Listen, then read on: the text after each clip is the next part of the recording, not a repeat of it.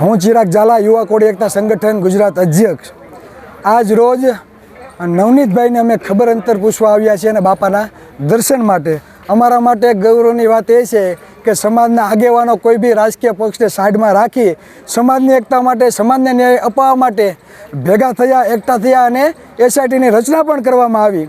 પણ એસઆઈટીની રચના જ્યારે થઈ છે ત્યારે અમારા સમાજના આગેવાનો નેતૃત્વ પર અમને વિશ્વાસ છે કે 2-3 દિવસમાં અમને સારું રિઝલ્ટ મળે અને આ સમાજમાં જે શંકા કુશંકા છે તેનું સમાધાન થાય. રવિવારે સાંજ સુધીમાં જો ચોક્કસ ન્યાય નહીં મળે તો આગામી દિવસોમાં અમે ગામે ગામ એવા યુવાનોની ટીમ તૈયાર કરશું, તેને સમજાવશું કે આ દેશ બંધારણથી ચાલે છે, સત્તાની તાકાત શું છે, મતની તાકાત શું છે.